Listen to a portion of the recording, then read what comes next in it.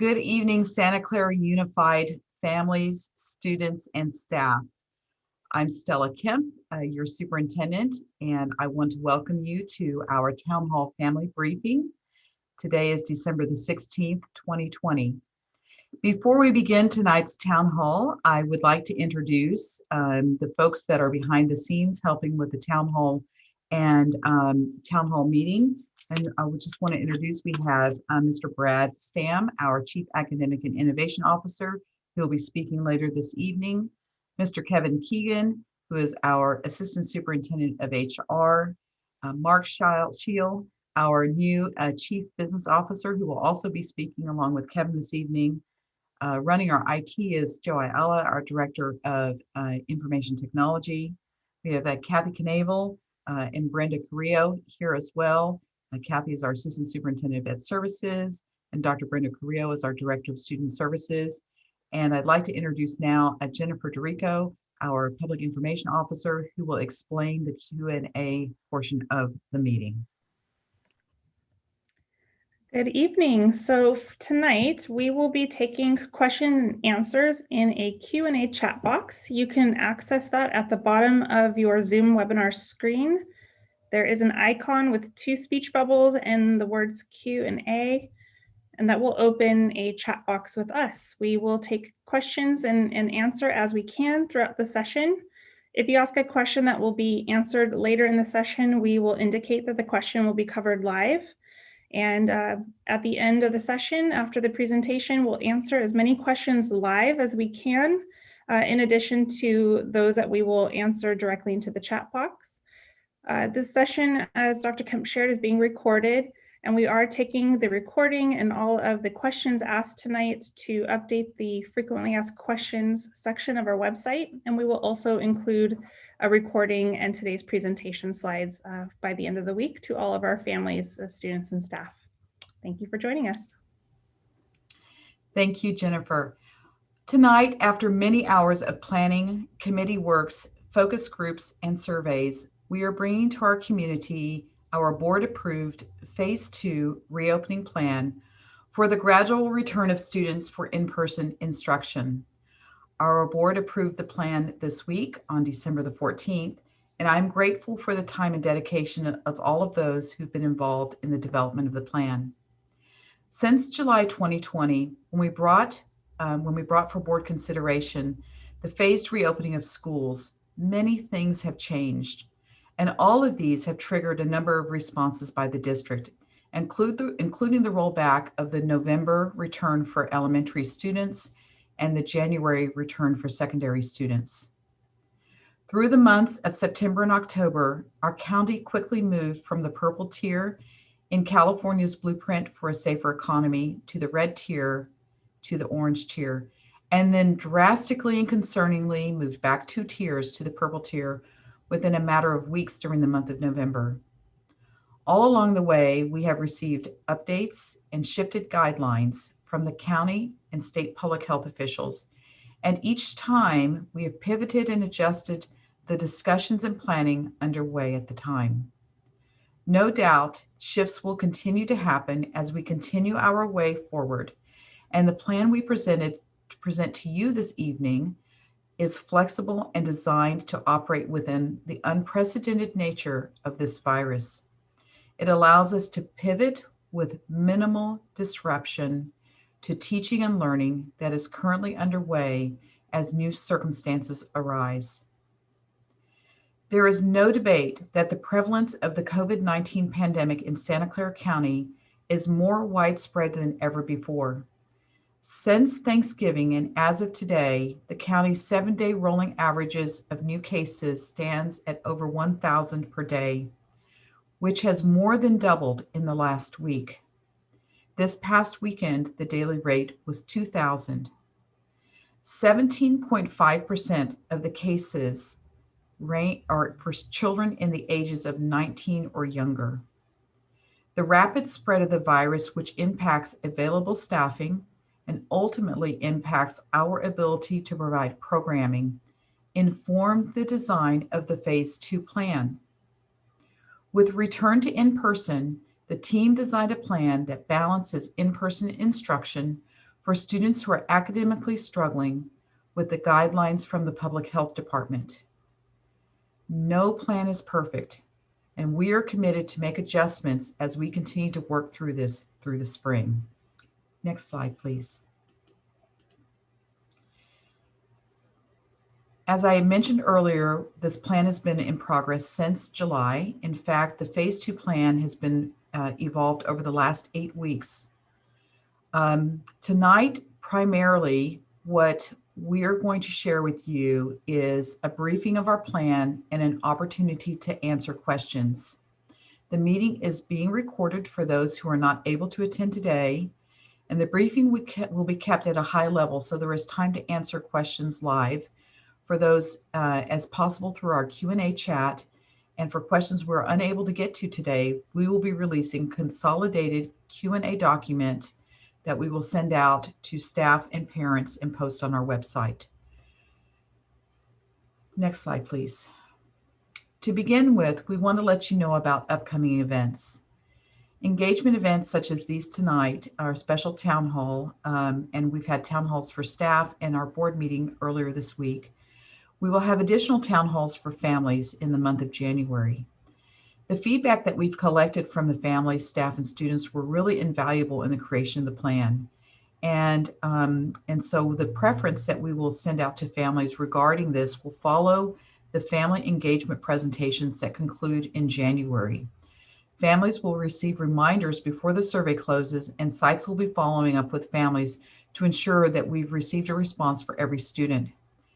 Families will receive a minimum of 1 week to complete the response survey. The purpose of these efforts that we have with you to engage is to provide opportunities for you to learn more about the plans, for you to hear questions that others are answering, and for us to clarify the answers and any misconceptions that might be out in our community. We also want to raise your awareness, to build trust and support of the district and school plans and the process used to develop the plans. I also would like to inform our families that all of our schools are having individual school teams that are meeting to develop local site plans at their school sites. And so if you have specific questions regarding your school site, I ask that you please connect with the site principal or the site leadership team to get more information. Next slide. Somebody has a microphone that's on. If you could please mute. So I'm going to spend a little time now talking about the highlights of the plan. So if we would please move to the next slide. Through our labor negotiations process, we determined that we will offer in-person learning when the county returns to the orange tier of the state's framework. We're not sure when our county will move back to orange tier, but it is important that we have a solid plan in place now so everyone knows what it will look like when we return and are able to anticipate and prepare for it. The Phase 2 plan is a result of several months of consensus building, discussions, meetings, focus groups that included teachers, staff, students, and parents, and a number of surveys that went out to our school community. We are confident in this plan and the precautions and protocols that we have put in place. What I want to share is that we will gradually return to in-person support and instruction, that each of these phases required us to negotiate with our labor associations, and the board has approved now this plan. And we want to make sure that the plan includes our focus on equity and maintaining students' current schedule and teachers as much as possible. Next slide, please. On July 29th, 2020, we presented a plan to the Board of Trustees for reopening during the 2021 school year. And at that time, the direction from the board was not to seek a waiver for returning students, and our labor associations agreed. So the waiver opportunity under the purple tier is not part of the district's planning. During the same board meeting, the Board of Trustees approved the distance learning portion of our reopening plan, which we call Phase 1 of the plan. And the board asked that the district seek approval from the board before we move to Phase 2. Phase 1 included distance learning for all students, with support for some students through learning centers and connectivity hubs at various school sites across the district. And as I shared earlier, many things have changed since July, and so too has our Phase 2 plan. Next slide. With the board's support earlier this fall, we expanded to offer what we now call Phase 2A services. All students continue to receive Phase 1 services offered in the mode of distance learning with learning centers and connectivity hubs available to a limited number of students, plus the addition of limited in-person assessment for students participating in the special education program. In Phase 2B, classes continue to be offered in the mode of distance learning. Staff return to campuses to expand student opportunities for in-person support, and selected groups of students are invited to attend some in-person classes. There are minimal disruption to schedules, and the prioritized groups include students struggling under distance learning and students with learning disabilities. We'll speak more to that in a few minutes. The challenge we are currently facing with further expansion and all students starting in the same program is twofold. Parents will have to indicate their interest for returning to in-person, and we would like to maintain classes and schedules, as we have heard from parents that is important for them. The logistics, as you can imagine, are quite challenging, but were overcome when our staff agreed to the distance learning in-person model, which will be described a little bit later. Next slide. Reopening plans and employee contracts with our labor associations determine how we will reopen to students and deliver instructional program when we launch the return for in-person instruction. The when we come back is subject to a lot of factors that are out of our control. County, state, and federal officials, and including any possible changes with the new administration in January 2021. Through our labor negotiations process, we determined that we will offer in-person learning when the county returns to the orange tier of the state's framework, but we have no idea when that will be. It will very likely be months, but it's not until the public health officials have determined that the conditions have improved and the widespread of the virus in our community has declined drastically.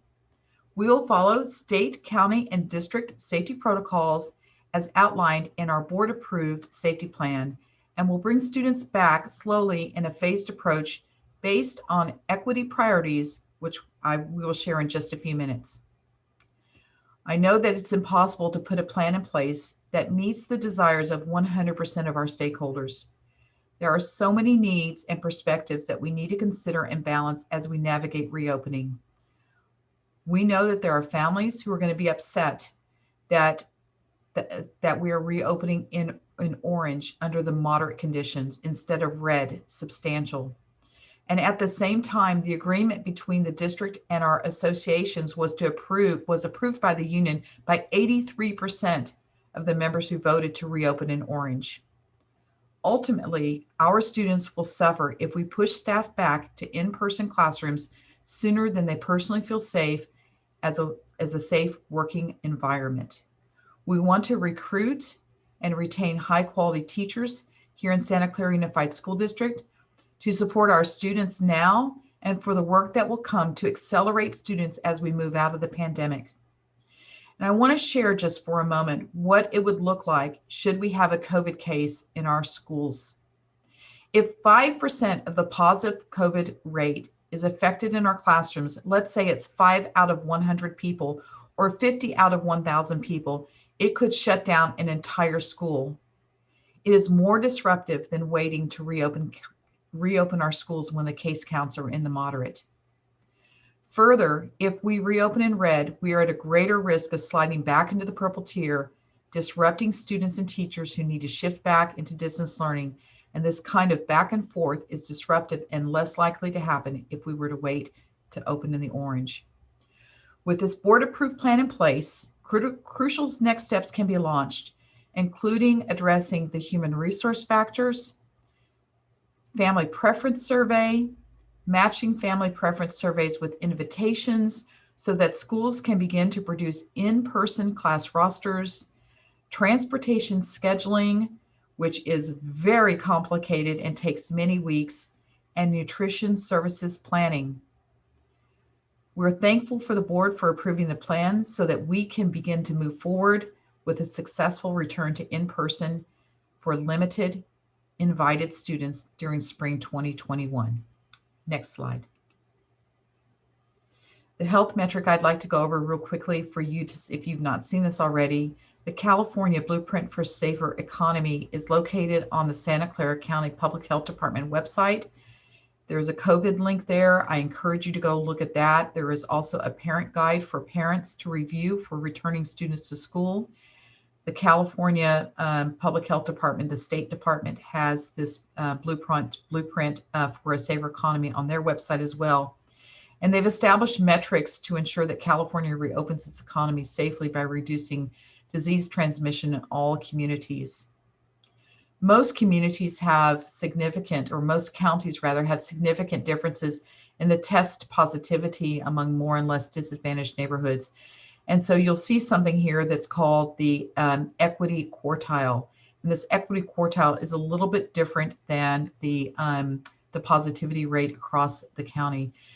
What the counties across California have done is they've set a limit on what's the top range for COVID cases based on various zip codes across the county.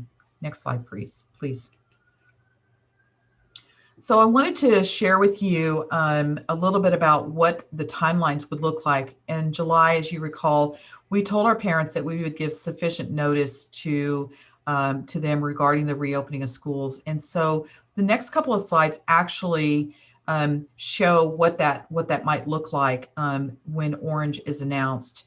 So I think the biggest thing to understand is that it takes a little bit to get to orange, considering that we're right now in widespread. The first thing that has to happen is that the case count has to start falling. It's still increasing here in Santa Clara County, but the case count has to fall steadily for 14 days before we move to red. And then once we're in and all of this is defined by the public health department. So once we have a 14-day decline of positivity and it falls within the equity quartile, then after those 14 days, we move to red. And then following another 14 days of decline, then we'll move to orange. And so the following Monday will be the day that we reopen for students that are invited to return in person.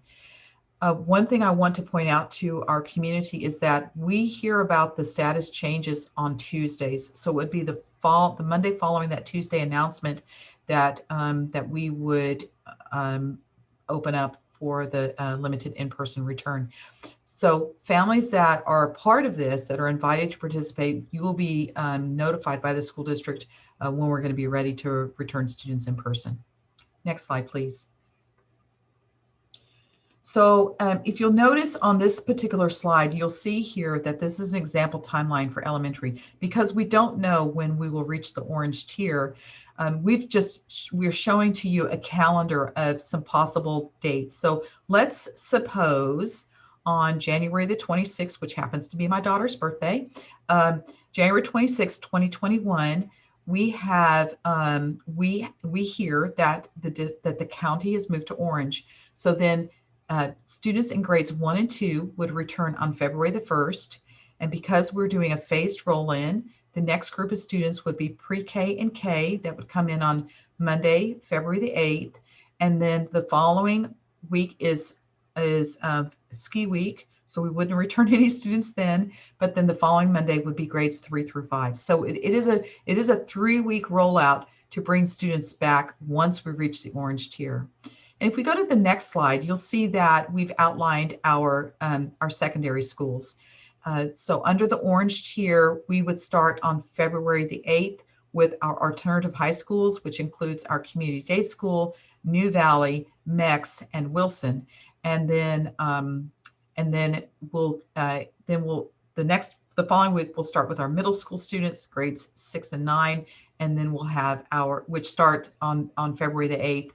And then the following, after after ski week, we'll have 7th and 8th and 10 through 12 returning. So it's alternate schools, alternate high schools, and the middle school and freshmen would return on February the 8th. And then following ski week, we would have the other students return. Next slide, please. So what I'd like to do now is, before I introduce our Chief Academic and Innovation Officer, Mr. Stam, I want to talk a little bit about what equity means. The school district last year spent a lot of time working on our Vision 2035 document. And this is our vision for the district for the next 15 years. It's really focused on ensuring that we provide an equity-based educational model for our students. The core values that were updated in our new vision document include this equity and social justice notion.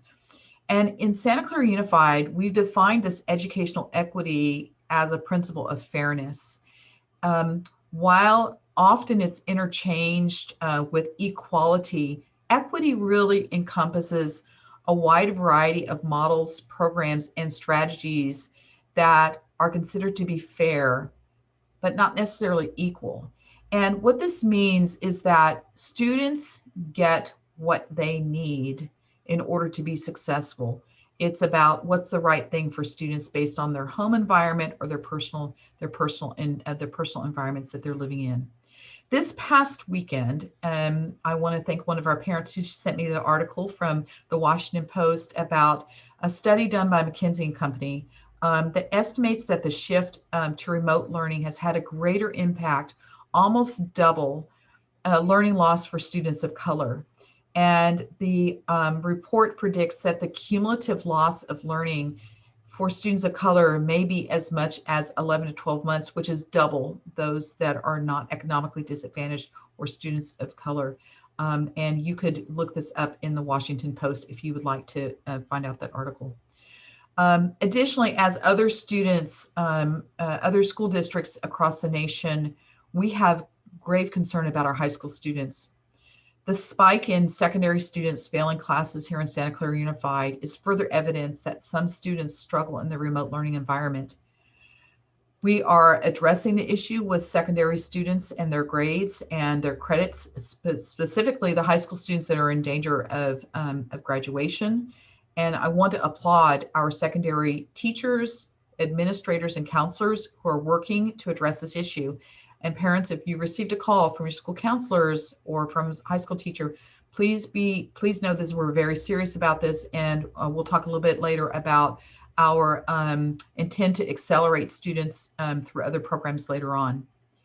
In phase 2B, the priority students will be placed based on an equity criteria. And our initial analysis suggests that we'll be able to accommodate most priority students with in-person support with their current schedule and teacher. In cases where we're unable to accommodate the student, your school principal will be in contact with you regarding assignment alternatives if these are available. All parents will be offered an opportunity to keep your child in distance learning only. Distance learning will remain a priority so long as necessary this year, and we will continue to make improvements so that it is the best possible experience for our students, staff, and teachers. And in addition to the cultural value of equity, we also have some practical concerns. We have unlimited wants and desires, but limited resources. And we have to be strategic and prioritize how we apply these resources in order to maximize outcomes with the resources. They include funding constraints on the number of students and constraints on the number of students that we can have in classrooms and availability of workforce. So what I'd like to do now is hand over to Mr. Stam to talk a little bit more about the details of the phase 2B plan. Thank you, Dr. And good evening, everyone.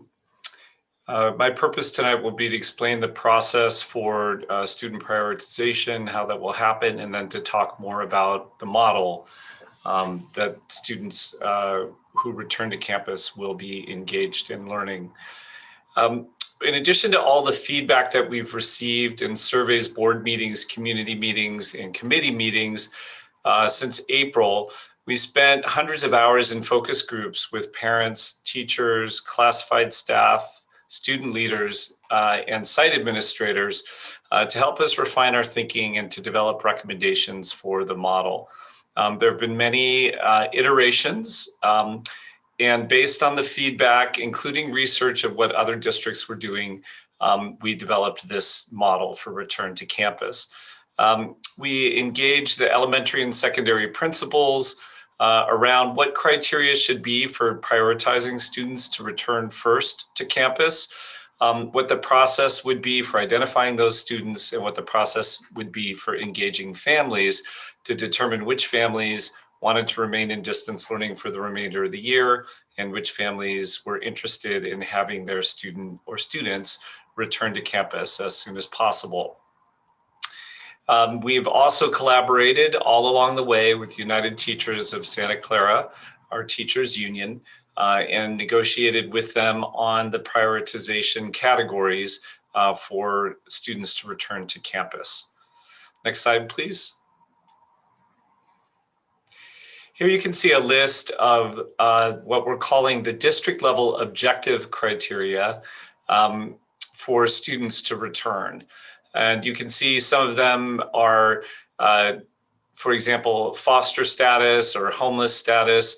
If a student has been chronically absent from school, whether a student is an English learner, has an IEP as a student with special needs or a 504, whether they may be below grade level in reading, offering wellness services in a support class, perhaps has poor grades, is a child of essential workers, or also whether the family prefers to return. And I'll speak more about that in a moment.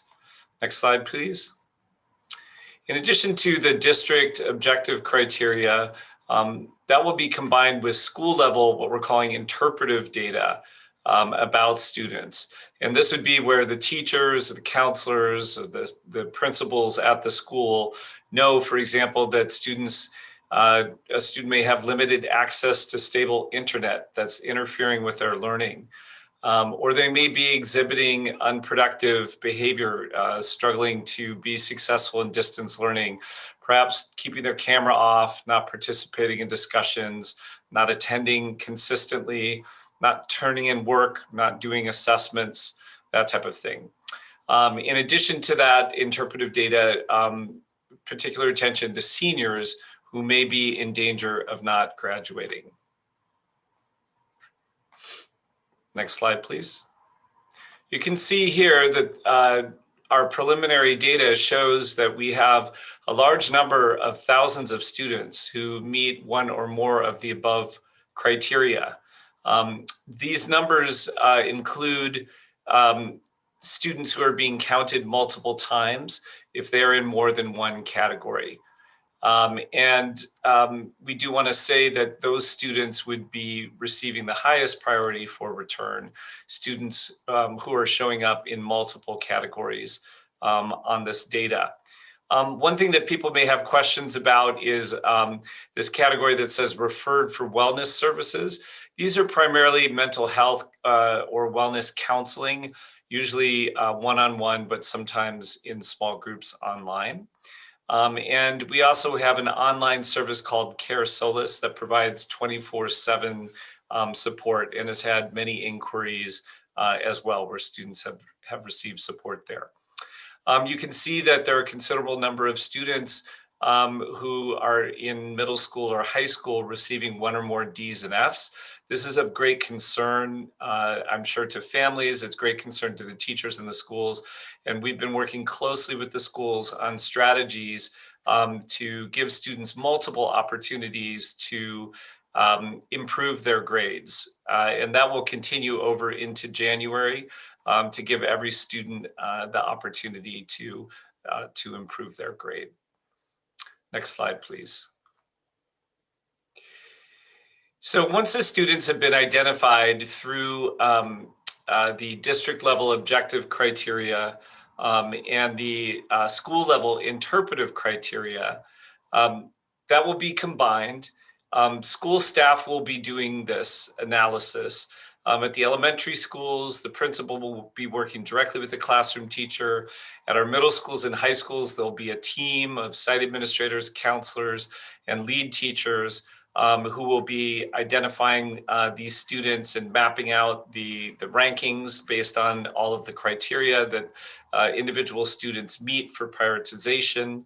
And they will also be conferring with individual teachers. So those who know the students best will have the opportunity to provide input into this process. One factor that will be critical is the family preference. Families will receive a survey in early January that will ask them to indicate yes or no around a student's return to campus. If a family puts no, it means that they are saying that they want their student to remain in distance learning for the remainder of the school year until June 2021. If they indicate yes, it means they wish their student to be included in the pool of students who are being considered for prioritized return.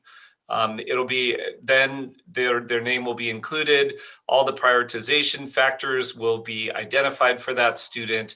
And then if they have a high enough prioritization, then the family will receive an invitation for that student to return to campus.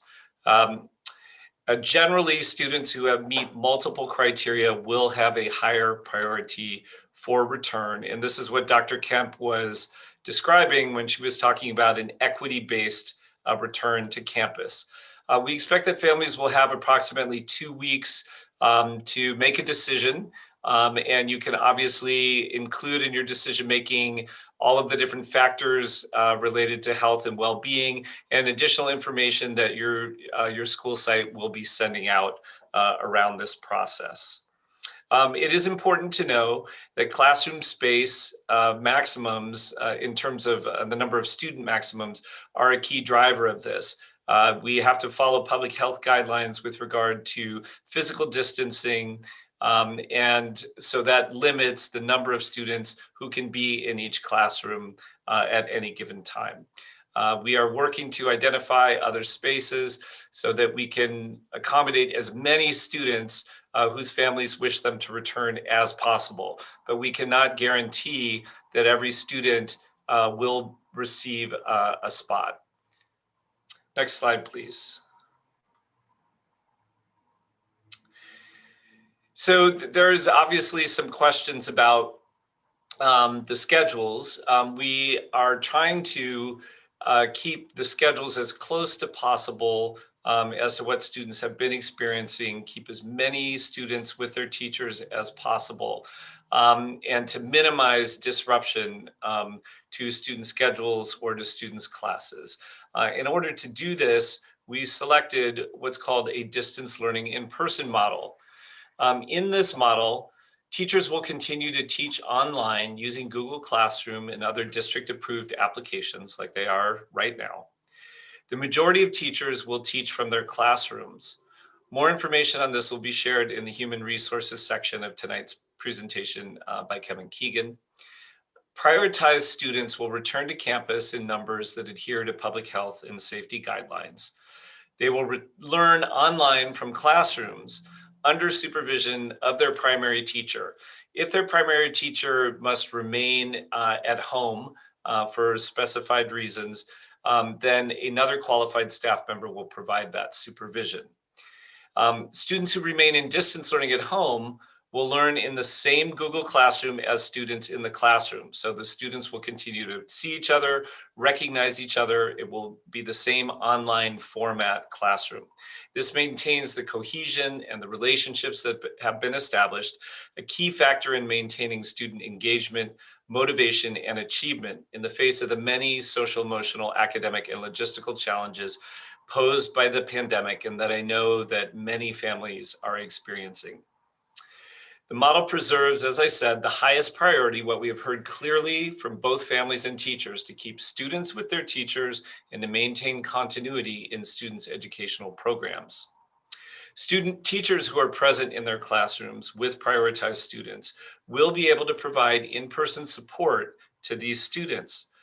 Schools will coordinate and design support strategies for on-campus students who have teachers who have needed to remain teaching from home. This model also allows for a smoother transition of classrooms and schools back to distance learning should public health needs requirement. We hope that that doesn't happen, but it potentially could. No model is perfect. We want to state that up front. No model is perfect, and we weighed multiple models with our colleagues in the teachers union with whom we were negotiating. We did a lot of research. We know that other districts have selected other models. We believe that this model received the highest level of support from teachers because it preserves the relationship with the students and the classes and allows the format of instruction to which students and teachers have now become accustomed and really developed a rhythm around to continue. It allows our teachers who've done heroic work in distance learning to continue and build upon the new skills they've learned and the strategies they've implemented without demanding a wholesale shift in their instructional practice and program design or mode of teaching as other hybrid models.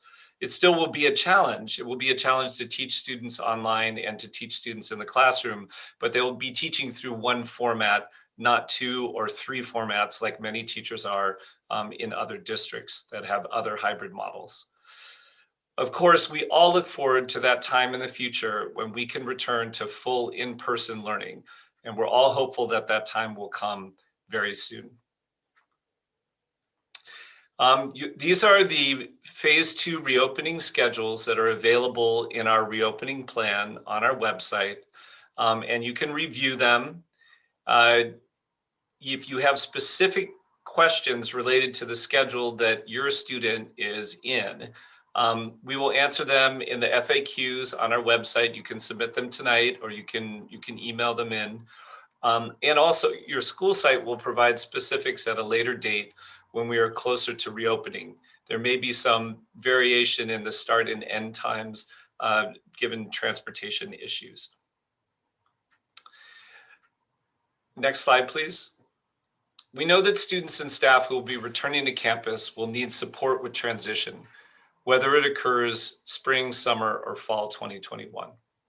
The Student Services Department is working diligently to provide those resources to staff and families to support resocialization and adjustment involved with a return to campus this spring. We're collaborating with elementary schools to create consistent messages on behavior expectations or codes of conduct, as well as proactively teaching new skills, such as keeping masks on, staying 6 feet apart, and washing of hands. We know that this will take practice, and we know that this will not be easy for every student, but we also know that students who are returning to campus want to remain on campus. And so we expect, and we've witnessed in other schools around the county and the state, that this is possible and can be successfully accomplished, and we feel confident in that. This year, we're providing additional mental health supports, including the Y Try program. The Y Try program focuses on helping students develop key life and social emotional learning skills.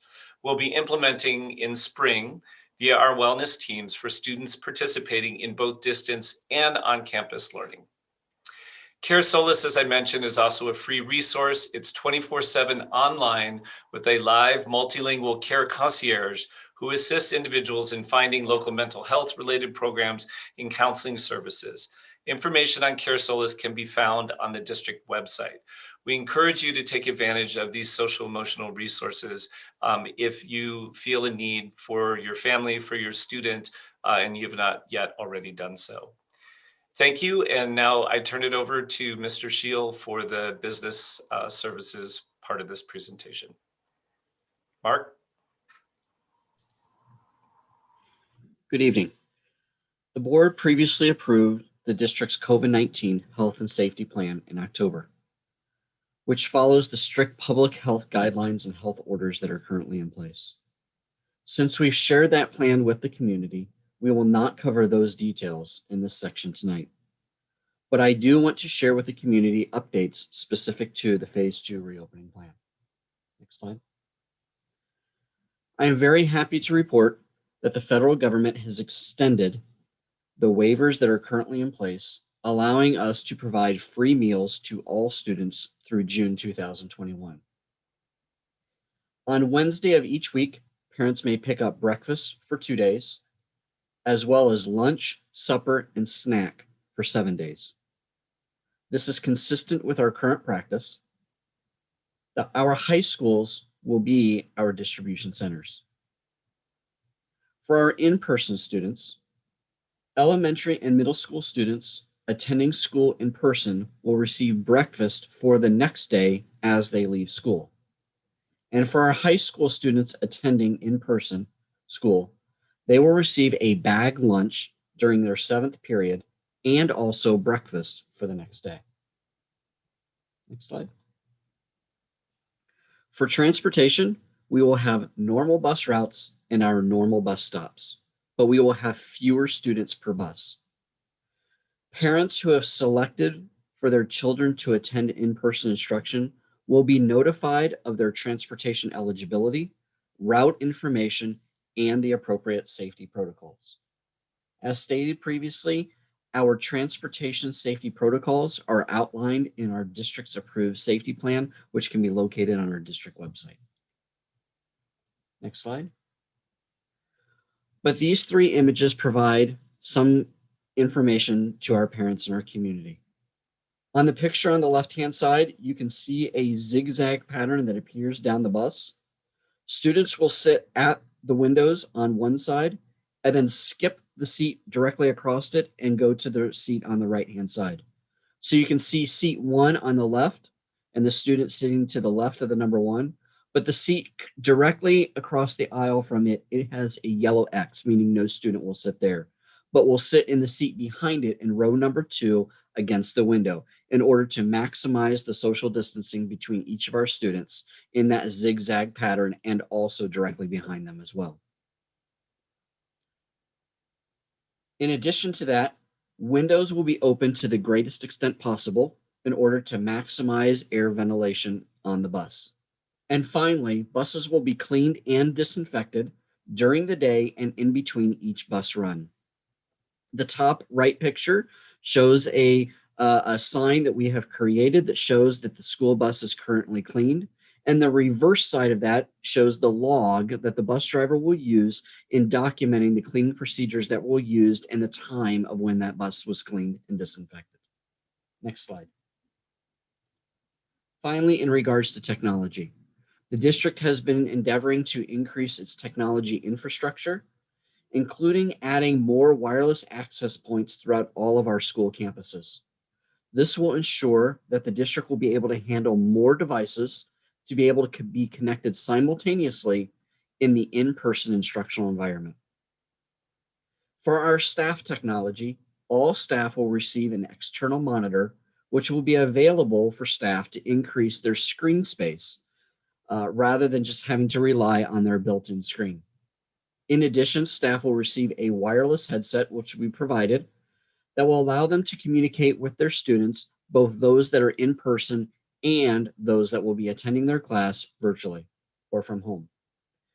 For students attending in person, they will receive a wired headset, which will allow them to communicate with their fellow classmates and their teachers.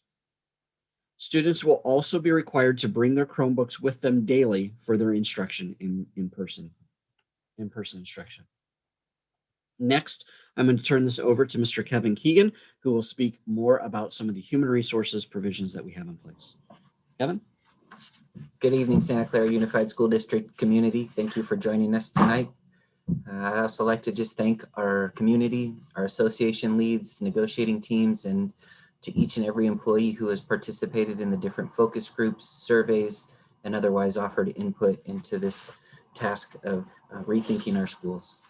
Some of our highlights that we've worked on, and actually you could go on to the next slide, please.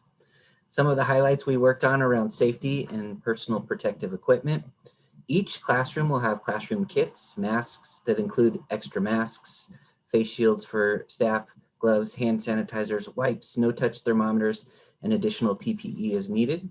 Each classroom will have desk shields for students and staff as another layer of protection. We've had some questions about class size and class capacity. Generally, the class sizes will be half of our regular class sizes. However, in many instances, those will have to be adjusted downward to meet the capacity limits of the rooms. Our typical classrooms are 960 square feet with a capacity, depending on the configurations of the classroom, the size of the desks, if there's a bathroom in the classroom, the teaching walls.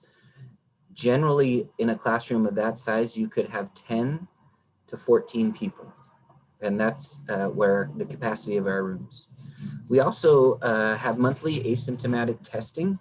Our staff are part of what's called essential workers, and they have the ability to go to their healthcare provider. They can go to the Santa Clara County free testing. And then here in Santa Clara Unified, along with Santa Clara County, we've partnered with a company called Curative to offer on-site COVID-19 asymptomatic testing on a monthly basis for our staff at no cost. It's less than 60 seconds to administer, and we'll get results in 24 to 48 hours.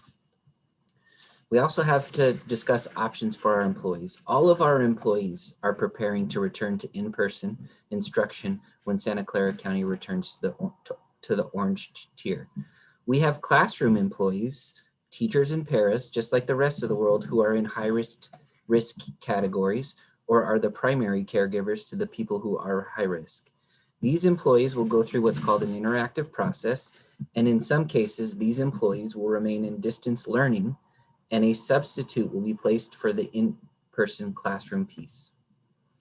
We also have site safety teams. The site safety teams are an important part of our planning, and it involves our management, so our principals, certificated, our teachers, our classified site staff, secretaries, custodians, paraeducators. As a site team, each site team is going to do a initial safety walkthrough to make sure that the campuses are set up, signage is in place, all of the safety things that we've agreed to are working, and then continue to meet on an ongoing basis to make sure that we're providing the safe environment, we have the supplies that we need, and to make any adjustments that we do.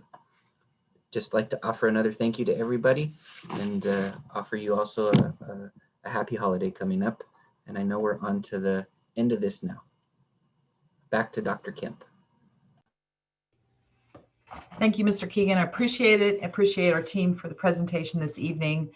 And now what I'd like to do is open it up for some questions and answers. And everybody here in the room can see, well, not everyone in the room, but the panelists can see some of the questions. And I think that what I'd like to do is just sort of start with the questions around the assessments for the spring. That's a question that's here in the boxes.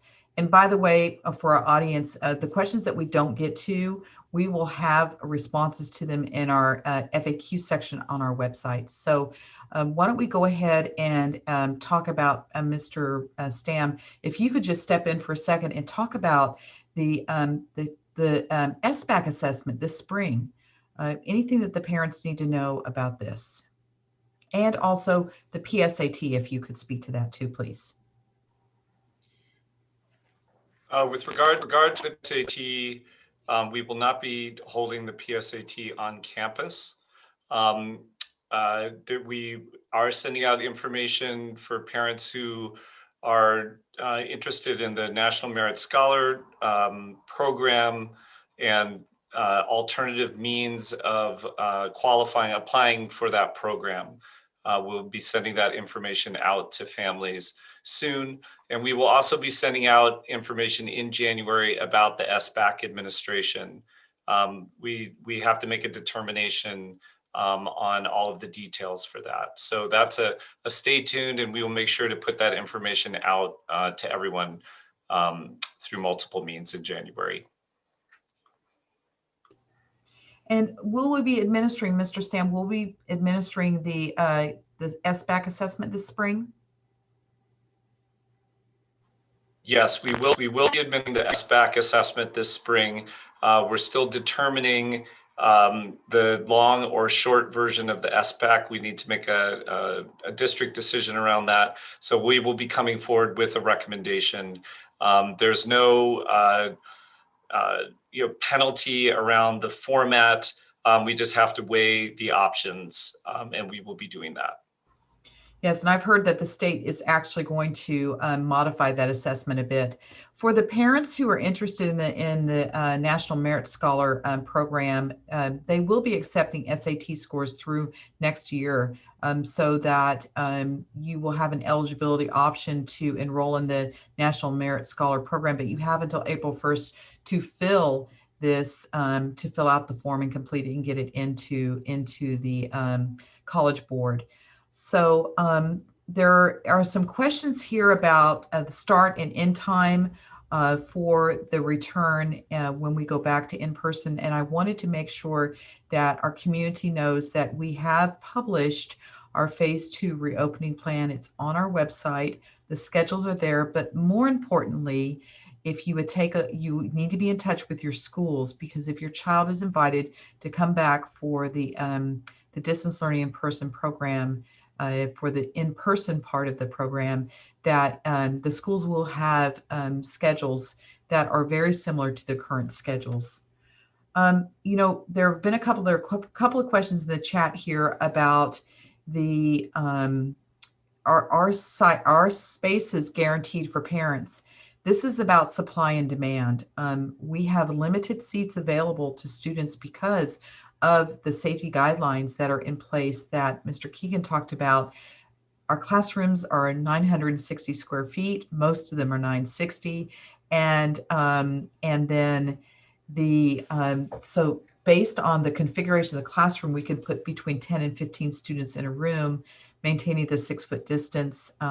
So it is really depends on the number of parents who request to return and the number of available seats. So it could be that in a particular classroom, there may be students that are not high priority that are able to attend because the students that have higher priority choose to stay in distance learning. So that's possible. So there's a question about ventilation, and I wanted to talk a little bit about what we've done to address the ventilation issues for our schools. We've gone into every classroom to review the airflow and ventilation systems that are in there, and we've installed what's called MERV 13 filters into all but a few classrooms, and the very few, I think there are a total of 6 rooms across the district, over 1,000 classrooms, and only 6 that don't have the capacity to run ventilation on the MERV 13 filters.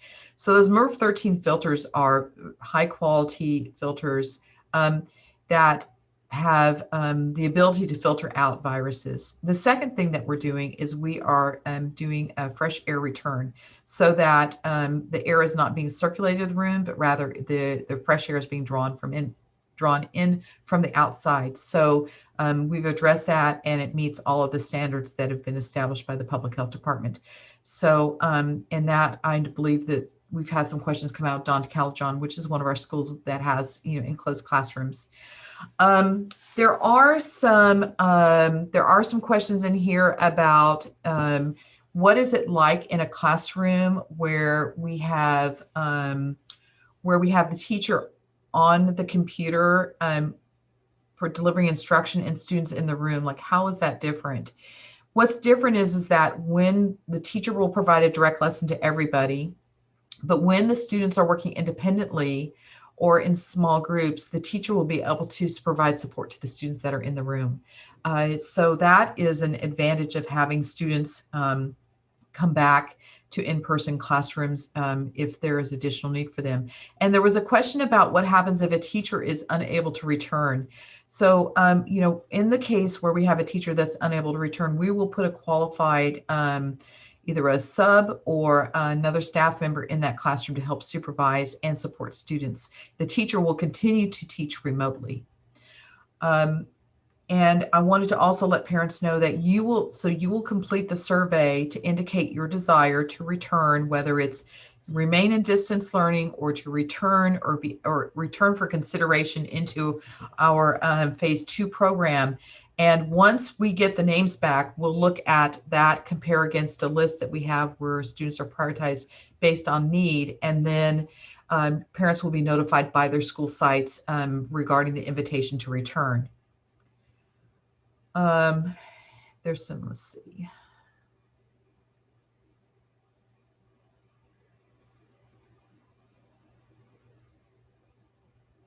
I'm just reading through some of the questions are very complicated and it requires much more time.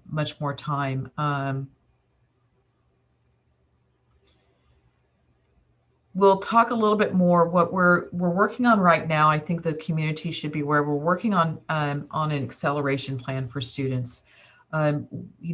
This pandemic has everyone has suffered. Our students, our young children have suffered a lot for not being in school, not getting the kind of attention they would have from in-person teaching. And so we're looking at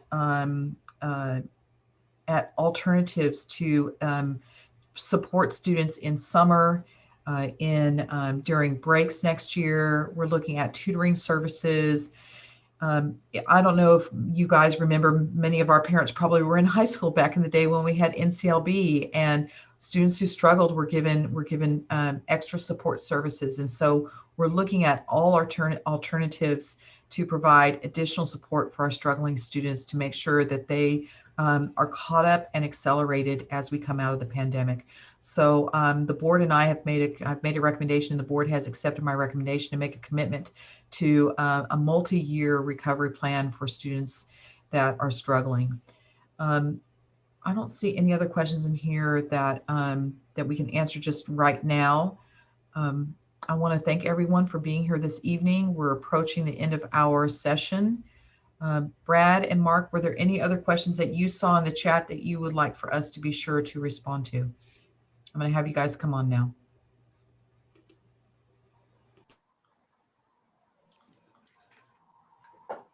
No, the only question that I saw was the one about the ventilation, and you already took care of it.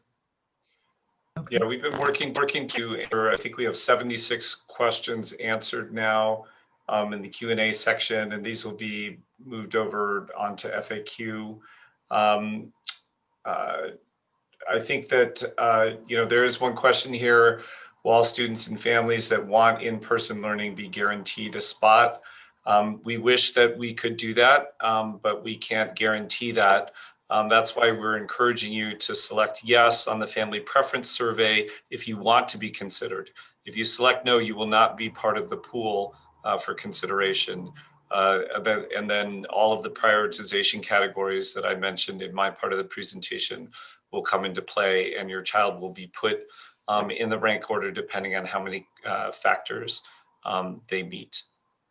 I want to talk a little bit also about the, we have about 2 minutes remaining before the session ends, but there was a question about secondary programs, and we are going to have a town hall for our high school parents and for our middle school parents to talk more about specifics around the secondary program and how we are working to mitigate and decrease the likelihood of COVID transmission.